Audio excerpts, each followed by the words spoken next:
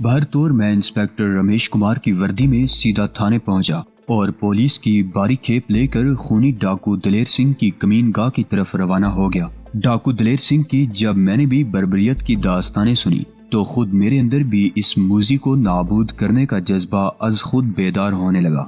ہم نے ڈاکو دلیر سنگھ کی خفیہ کمین گاہ پر ریڈ کیا، مگر وہ اس سے پہلے ہی اپنے گروہ سمیت مفرور ہو چکا تھا۔ میں اس کی وجہ جانتا تھا، مگر میں اب پیچھے نہیں ہٹنا چاہتا تھا۔ میں نے ڈاکو دلیر سنگھ کے پیچھے مخبر لگا رکھے تھے۔ انسپیکٹر رمیش کمار کے بہروپ میں مجھے چند دن ہی ہوئے تھے، مگر اس کا مطلب یہ نہ تھا کہ میں اپنے اصل مشن سے ہٹ گیا تھا۔ انسپیکٹر رمیش کمار کا بہروپ بھرنے کا مجھے اور فائدہ بھی تھا، وہ یہ کہ مجھے اس طرح تحفظ مل گیا تھا اور میں اب بآسانی اپنے اصل مشن کی بھی تکمیل کر سکتا تھا۔ لیکن اس سے پہلے میں ڈاکو دلیر سنگھ کا قصہ نمٹانا چاہتا تھا۔ ایک روز مجھے اطلاع ملی کہ ڈاکو دلیر سنگھ کے گروہ نے انوپ گڑھ سے تقریباً 15 میل دور ایک گاؤں میں حملہ کر کے کئی بے گناہ انسانوں کو موت کے گھاٹ اتار دیا تھا اور لوٹ مار بھی کی تھی۔ میں نے اسی وقت پولیس فورس لی اور مذکورہ گاؤں کی طرف آندھی طوفان کی طرح روانہ ہو گیا۔ وہاں پہنچنے پر لوگوں نے مجھے ڈاکو دلیر سنگھ کے فرار ہونے والے راستے سے آگاہ کیا۔ میں پولیس فورس سمیت مذکورہ سمت روانہ ہو گیا۔ جلد ہی ہم نے ایک چھدرے جنگل میں اس گروہ کو جا لیا اور بڑا گمسان کرن پڑا۔ جو ہی دلیر سنگھ کا گروہ پسپائی اختیار کرنے پر مجبور ہونے لگا تو میں ڈاکو دلیر سنگھ کو چھاپنے کے لیے اس کے تعاقب میں روانہ ہوا۔ میرے پاس انڈین سرکاری جیپ تھی، میرے ساتھ 4 عدد خاکی وردی میں پولیس کے آدمی بھی تھے۔ میں نے دلیر سنگھ کی تلاش میں جنگل کا کونا کونا چھان مارا، مگر وہ چھلاوا فرار ہونے میں کامیاب ہو چکا تھا۔ بہرطور مجھے اس آپریشن میں اس قدر تو کامیابی ہوئی تھی کہ اس کے گروہ کے آدھے سے زیادہ ساتھیوں کو جہنم واصل کر دیا تھا اور باقی جو زخمی یا زندہ بچے تھے انہیں گرفتار کر لیا گیا تھا۔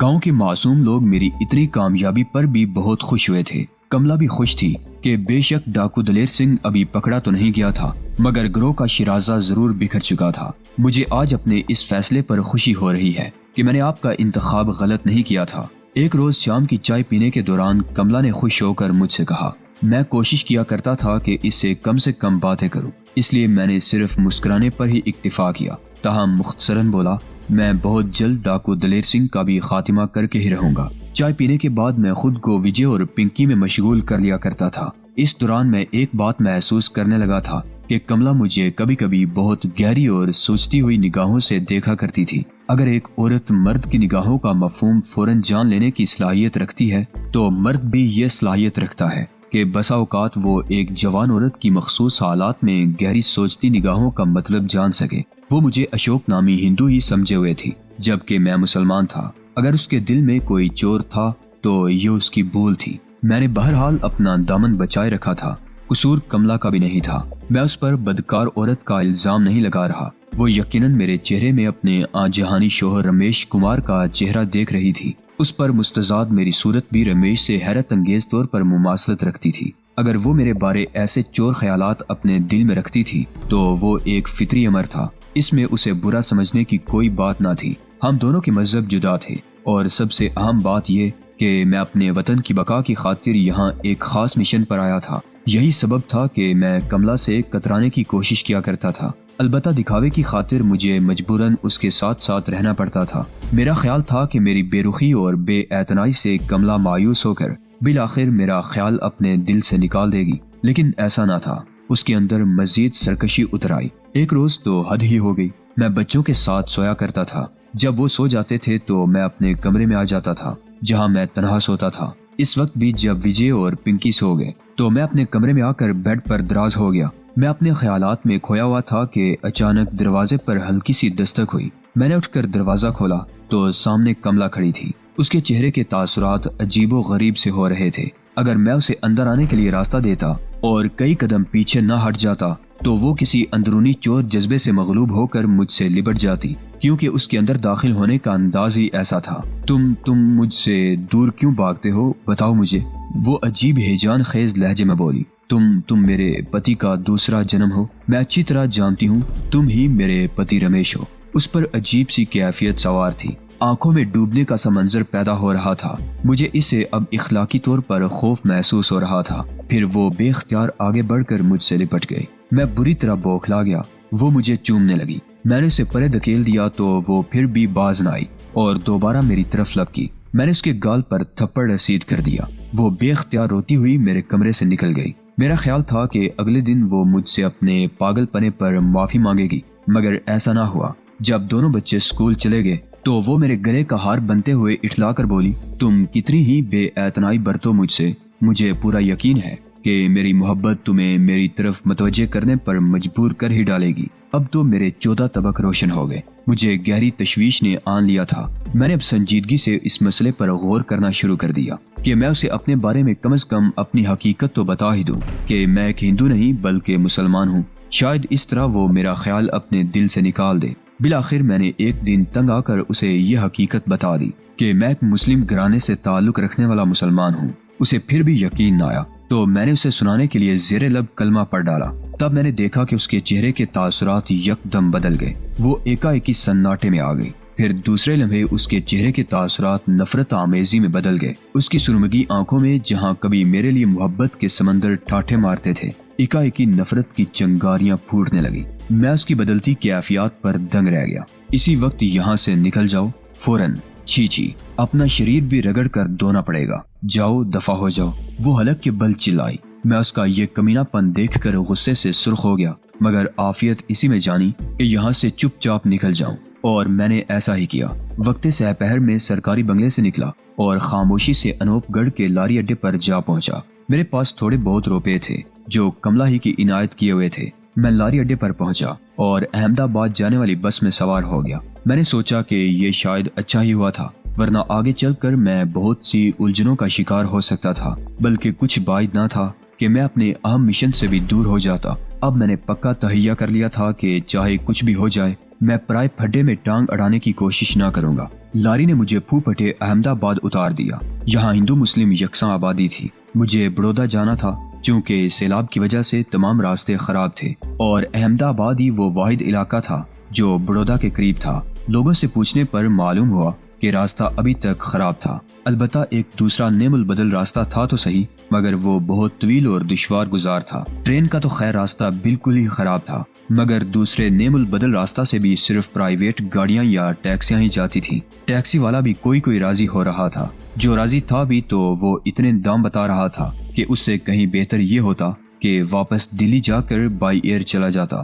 مجھ پر شدید جنجلاہٹ سوار ہونے لگی۔ میری کچھ سمجھ میں نہیں آ رہا تھا کہ میں کیا کروں۔ بڑودہ پہنچنا میرا ضروری تھا۔ میں نے ذرا پیدل چل کر وہ نیم البدل راستہ دیکھا تھا۔ وہاں کئی پرائیویٹ گاڑیاں آ جا رہی تھی۔ جو ذرا پیسے والے تھے اور ٹیکسی کے باری برکم کرائے کے متحمل ہو سکتے تھے، انہوں نے ٹیکسیاں کروا رکھی تھی۔ احمد آباد سے بڑودہ ایک اندازے کے مطابق 100 کلومیٹر کے فاصلے پر تھا۔ پرائیویٹ گاڑیاں یا رینٹ پر بڑودہ تک جانے والی ٹیکسیاں بڑودہ تک پہنچنے میں 3-4 گھنٹے یا بقول لوگوں کے نیم البدل راستہ دشوار گزار ہونے کی وجہ سے 5 گھنٹے بھی لگ سکتے تھے۔ مگر اس وقت میرا سب سے اہم مسئلہ سواری تھا۔ ٹیکسی میں ہائر نہیں کر پا رہا تھا، پرائیویٹ گاڑی میرے پاس تھی نہیں، تو پھر کیا جائے؟ کیا ہاتھ پر ہاتھ دھرے راستہ صاف ہونے کا انتظار کیا جاتا، جس میں 10 دن بھی لگ سکتے تھے اور 10 ہفتے بھی، جبکہ میں دشمنوں کو سنبھلنے کا موقع دیے بغیر ان پر تابڑ توڑ حملے کرنا چاہتا تھا، تاکہ وہ دوبارہ میرے وطن کے خلاف کسی دوسری ناپاک سازش کے تارو پود نہ بن سکے۔ چنانچہ میں نے ہر صورت آج ہی کسی بھی طرح بڑودہ روانہ ہونے کا مصمم ارادہ کر لیا۔ اس کے لیے میرے ذہن میں ایک ترکیب آئی ہے۔ احمد آباد سے بڑودہ جانے والے جس نیم البدل اور دشوار گزار راستے پر میں کھڑا تھا، وہاں میں نے اکا دکا بار برداری کے ٹرک بھی جاتے ہوئے دیکھے تھے۔ اب میں نے یہ تہیہ کر لیا تھا کہ وہاں کہیں چھپ کر کھڑا ہو جاؤں۔ جیسے ہی اب کوئی بار برداری کا ٹرک گزرے گا، میں چھپ کر عقب سے اس میں سوار ہونے کی کوشش کروں گا۔ یا پھر ایک اور طریقہ بھی میرے ذہن میں تھا جو زیادہ بہتر تھا۔ وہ یہ تھا کہ میں کسی طرح ٹرک والے کو کم سے کم کرائے پر راضی کر کے اس میں جائز طریقے سے سفر کروں۔ چنانچہ سب سے پہلے میں نے اس طریقے پر عمل کرنے کا فیصلہ کیا۔ پورے گھنٹے بھر بعد ایک بڑا سا ٹرک سامنے سے آتا ہوا دکھائی دیا۔ اتفاق سے اس میں صرف ڈرائیور ہی بیٹھا ہوا تھا۔ میں نے اسے رکنے کا اشارہ کیا۔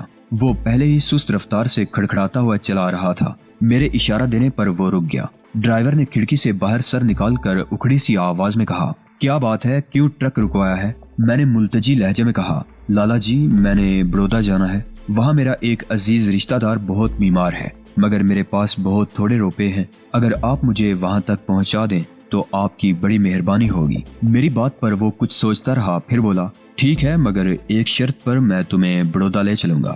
ہاں لالا جی، مجھے آپ کی ہر شرط منظور ہے، میں نے جلدی سے کہا۔ تجھے ڈرائیونگ آتی ہے؟ اس نے پوچھا۔ میں نے فوراً اس بات میں سر ہلایا تو اس نے مجھے ٹرک میں سوار ہونے کا کہا۔ میں اس کا شکریہ ادا کرتے ہوئے دوسری طرف کا دروازہ کھول کر اندر بیٹھ گیا۔ اس نے بغور میرا جائزہ لیا، پھر ٹرک آگے بڑھا دیا۔ اس نے اپنا نام لچمن داس بتایا۔ وہ سیبوں کی پیٹیاں بڑودا کی فروٹ مارکیٹ لے جا رہا تھا۔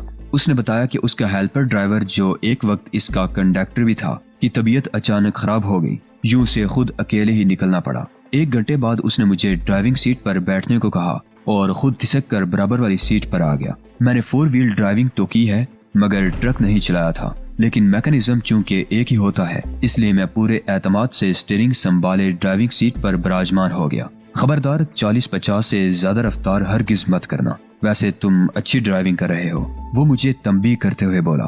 اچھا ٹھیک ہے، میں پیچھے جا کر سو رہا ہوں، وہ سر دنتے ہوئے بولا۔ پھر اپنی قمیض کی جیب سے شراب کی ایک چھوٹی چپٹی بوتل نکال کر چند گھونٹ بھرے اور عقبی نشست میں سونے کے لیے چلا گیا۔ ذرا ہی دیر میں اس کے خراٹے گونجنے لگے۔ میں نے بھی سکون کی سانس لی۔ مجھے معلوم تھا کہ ڈرائیور پہلے ہی نیند کے مارے ہوئے ہوتے ہیں اور تھوڑا سا بھی موقع ملے تو وہ سب سے پہلے اپنی نیند پوری کرنے کی کوشش کرتے ہیں۔ چنانچہ اس کے پچھلی سیٹ پر سوتے ہی میں نے ٹرک کی رفتار ذرا بڑھا دی۔ ٹرک اچھی کنڈیشن میں تھا، اس کا انجن بھی طاقتور تھا۔ وہ داڑتا گڑ گڑاتا ہوا 80 کی رفتار سے دوڑنے لگا، لیکن اس راستے میں اس قدر موڑ آ رہے تھے کہ مجھے بار بار گیئر بدل کر ٹرک کی رفتار کم کرنا پڑ رہی تھی۔ اس پر مستزاد راستہ بھی دشوار گزار تھا۔ ایک عرصے سے یہاں ٹریفک وغیرہ کی آمد و رفت نہ ہونے کی وجہ سے سڑک کی حالت نہایت خستہ ہو چکی تھی، بلکہ اس راستے کو سڑک کہنا بھی سڑک کی توہین تھی۔ جگہ جگہ سے سڑک اکھڑی ہوئی تھی، بلکہ بعض جگہوں پر تو اتنے بڑے بڑے گڑھے تھے کہ ٹرک اس میں پھنستے بچا تھا، اور پھر کئی جگہ تو میلوں تک یہ ٹوٹی ہوئی سڑک بھی بالکل معدوم تھی۔ صرف کچا، ناہموار اور بل کھاتا راستہ تھا۔ مجھے واقعی دانتوں پسینے آ گئے۔ وہ ڈرائیور یقیناً چالاک تھا، جانتا تھا کہ مجھے بھی ضروری بڑودا تک پہنچنا تھا، اس لیے میں ٹرک کو دھیان سے بھی ڈرائیو کروں گا کہ کہیں ویرانے میں پھنس کر وقت ہی نہ ضائع ہو جائے۔ وہ اب بے فکری سے سو گیا تھا۔ یہی سبب تھا کہ میں بہت سنبھل کر اور دھیان سے ٹرک چلا رہا تھا۔ دشوار گزار راستے پر ایک ہیوی لوڈ ٹرک چلانا کس قدر مشکل و مشقت طلب کام تھا یہ میں ہی جانتا تھا۔ اب مجھے لالچی ڈرائیور لچمن داس، جو اس ٹرک کا مالک تھا، کہ اس بات پر غصہ آ رہا تھا کہ یہ کمبخت مجھ سے بار برداری کا بھی کام لینا چاہتا تھا۔ میں تو ابھی سے ہی تھک کر چور ہو رہا تھا۔ 2 گھنٹے کی مسلسل اور جفاکش ڈرائیونگ نے میرے سارے جسم کی چولیں تک ہلا دی تھی۔ بہرطور مقصد کی لگن تھی، چنانچہ میرے لیے یہی بہت تھا کہ مجھے بڑودا تک پہنچنے کے لیے ایک ذریعہ مل چکا تھا، چاہے محنت طلب ہی صحیح۔ دوپہر کے 2 بج رہے تھے۔ ڈرائیونگ سیٹ پر بیٹھے بیٹھے مجھے بھوک ستانے لگی۔ ہچکولوں اور مشقت نے میرا معدہ خالی کر دیا تھا، مگر اس سے زیادہ مجھے پیاس ستانے لگی۔ لیکن یہ راستہ اس قدر ویران تھا، کئی میلوں تک کوئی ایک ذرا چھوٹا سا روڈ سائیڈ ہوٹل تک نظر نہ آیا تھا۔ البتہ دیگر پرائیویٹ گاڑیوں اور بار برداری کے ٹرکوں کی آمد و رفت جاری تھی۔ میں بھوک اور پیاس کو بمشکل ضبط کیے ہوئے بیٹھا تھا، چونکہ پیاس کے مارے تھکن بھی زیادہ محسوس ہونے لگی تھی۔ 3 بجے کے قریب جب میں بھوک، پیاس اور تھکن سے بالکل نڈال ہو گیا تو میں نے ایک جگہ ٹرک روک دیا۔ ڈرائیور لچمن داس شاید کھٹکے کی نیند سونے کا عادی معلوم ہوتا تھا، لہٰذا ٹرک کے رکتے ہی فوراً اس کی آنکھ کھل گئی۔ اوئے، ٹرک کیوں روکا ہے؟ مجھے بھوک اور پیاس لگی ہے، کچھ کھانے پینے کو نہیں ہے تمہارے پاس؟ میں نے منہ پھلا کر پوچھا۔ میرے پاس بوجن تو ہے مگر وہ تو صرف میرے حصے کا ہے۔ ہاں، پانی کا کولر پیچھے رکھا ہے، وہ پی لے، اس نے غنودہ آواز میں کہا اور پھر خراٹے لینے لگا۔ مجھے اس کی بے رخی پر غصہ تو بہت آیا، مگر ضبط سے کام لیتے ہوئے میں نے عقبی سیٹ سے پانی کا کولر اٹھا کر اپنے برابر کی سیٹ پر رکھا اور اس کے ڈھکنے والے حصے میں پھنسے ہوئے گلاس کو نکال کر 2-3 گلاس پانی کے چڑھا گیا۔ پیاس کی شدت کم ہوئی تو کسی حد تک بھوک کے مارے اینٹے ہوئے معدے کو بھی سکون ملا، لیکن بھوک اپنی جگہ جوں کی توں تھی۔ مجھے اور تو کچھ نہ سوجا۔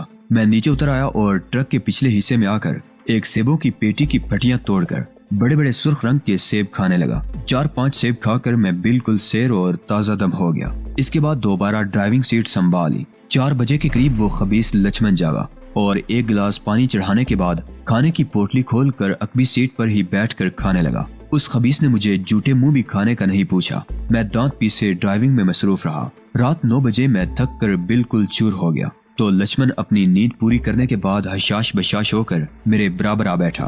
میرا خیال تھا کہ اب وہ مجھے ذرا آرام کرنے کا موقع دے گا اور اسٹیئرنگ خود سنبھال لے گا، مگر جب اس خبیث نے مجھ سے کچھ نہ کہا تو بالآخر میں نے کھڑے دل سے کہا، آپ نے تو نیند پوری کر لی ہے، اب ذرا میں بھی تھوڑی دیر آرام کر لوں۔ اس نے خشمگین نظروں سے مجھے گور کر دیکھا اور غصے سے لڑاکا عورتوں کی طرح اپنا ہاتھ نچا کر بولا، واہ واہ، ایک تو پھوکٹ میں بڑودا کی سواری مل گئی، اوپر سے آرام کا نخرہ بھی۔ تجھے معلوم ہے احمد آباد سے بڑودا تک کا کرایہ کتنا ہے؟ پورے 2000 لگتے ہیں، 2000۔ چل سیدھی طرح سے ٹرک چلاتا رہ، ورنہ ادھر ہی راستے میں اتار دوں گا۔ مجھے اس پر بے حد تیش تو آیا، مگر میں ابھی اس خبیث سے کسی قسم کا پنگا نہیں لینا چاہتا تھا، اس لیے بدستور ملتجی لہجے میں بولا، لالا جی کچھ تو خیال کرو، تم نے اپنی نیند پوری کر لی ہے، میں نے بھوجن بھی نہیں کیا، مجھے ڈر ہے کہیں ٹرک کو کسی کھڈ میں نہ پھنسا دوں۔ میں نے اسے دوسرے طریقے سے راضی کرنے کی کوشش کی تو تب کہیں جا کر وہ مانا اور مجھ سے اسٹیئرنگ لے لیا۔ میں جلدی سے اچھل کر پچھلی نشست پر جا سویا۔ ابھی میں نے بمشکل 2-3 گھنٹے نیند کی ہوگی کہ اس خبیث نے مجھے جھنجھوڑ کر جگا دیا۔ چلو اے اٹھ، بہت کر لی نیند، سنبھال اسٹیئرنگ۔ میری آنکھیں نیند سے بری ہوئی تھی، سر بھی بھاری ہو رہا تھا۔ ادھوری ناکافی نیند سے بیداری پر میرا سر درد سے پھٹنے لگا۔ میں نے چڑ کر اسے کہا، کیا مصیبت ہے، ابھی تو سویا تھا میں، تھوڑی اور نیند کر لوں تو سنبھالوں گا اسٹیئرنگ۔ اوئے کیا یہ ٹرک تیرے باپ کا ہے؟ چل اٹھ، سنبھال اسٹیئرنگ، بڑودا آنے ہی والا ہے۔ وہ غصے سے بنا کر بولا تو مجھے بھی اس کی بد اخلاقی پر تیش آ گیا اور میں نے اس کی گردن دبوچ لی۔ اس نے فوراً بریک لگا دی، خبردار جو اب دوبارہ تو نے مجھ سے بد اخلاقی کی تو ادھر ہی جان سے مار ڈالوں گا۔ میں نے آنکھیں نکالتے ہوئے خونخوار لہجے میں کہا تو اسے بھی غصہ آ گیا۔ اس نے دانت پیس کر میرے چہرے پر گھونسا جڑ دیا۔ میری نیند پل بھر میں کافور ہو گئی، پھر تو جیسے ہم دونوں ہی گتھم گتھا ہو گئے۔ وہ بھی تنومند تھا اور روایتی ڈرائیوروں کی طرح بدماشی معلوم ہوتا تھا۔ ہم دونوں لڑتے ہوئے ڈرائیونگ کیبن سے باہر آ گئے۔ ٹرک کے ہیڈ لیمپس روشن تھے، 400 تاریک اور ویران تھا۔ ہم دونوں وحشیوں کی طرح ایک دوسرے کو پچھاڑنے کے درپے تھے۔ میں پہلے ہی اس پر ادار کھائے ہوئے تھا، لہٰذا وہ دال خور ہندو جلد ہی میری لاتوں اور گھونسوں کی زد میں آ گیا۔ میں نے اس کا مار مار کر برکس نکال دیا۔ وہ بے ہوش ہو گیا۔ میں ذرا دیر تک کھڑا ہانپتا رہا۔ لچمن داس بربری مٹی والی زمین پر بے سدھ پڑا تھا۔ پہلے تو میرے جی میں آئی کہ اس خبیث کو ادھر ہی چھوڑ کر ٹرک کو لیے آگے بڑھ جاؤں، مگر مجھے اس ناہنجار پر ترس آ ہی گیا۔ میں نے اسے اٹھا کر سیٹ پر ڈال دیا اور پھر اسٹیئرنگ سنبھال لیا۔ سفر ایک بار پھر شروع ہو گیا۔ دور مشرق کی سمت پھو پھٹنے لگی تھی، راستہ بھی قدرے اب ہموار ہونے لگا تھا۔ تھوڑی تھوڑی آبادی کے آثار نمودار ہونا شروع ہو گئے تھے۔ بڑودا اب چند میل کے فاصلے پر تھا۔ میں نے لچمن داس کی طرف دیکھا، وہ جوں کا توں بے سدھ پڑا ہوا تھا۔ مجھے خدشہ ہوا کہ کہیں یہ کمبخت بے ہوشی کے عالم میں اگلے ہی جہان تو نہیں چلا گیا، لہٰذا ایک جگہ ٹرک روک کر میں نے گلاس بھر کر اس کے چہرے پر انڈیلا۔ اس کے گال تھپ تھپائے، وہ فوراً ہوش میں آ گیا، مگر زخمی ہونے کی وجہ سے اس کی حلق سے اب کراہیں بلند ہونے لگی۔ میں تجھے پولیس کے حوالے کر دوں گا، نہیں چھوڑوں گا تجھے، مورکھ۔ وہ ہوش میں آتے ہی زیان بکنے لگا، خاموشی سے پڑے رہو ورنہ باہر پھینک دوں گا، میں نے خونخوار غراہٹ سے اسے گورتے ہوئے کہا۔ وہ ذرا خوف زدہ نظر آنے لگا۔ میں نے اسے اسی طرح پڑے رہنے کا حکم دیا۔ میں اب خاصی تیز رفتاری سے ٹرک دوڑائے جا رہا تھا۔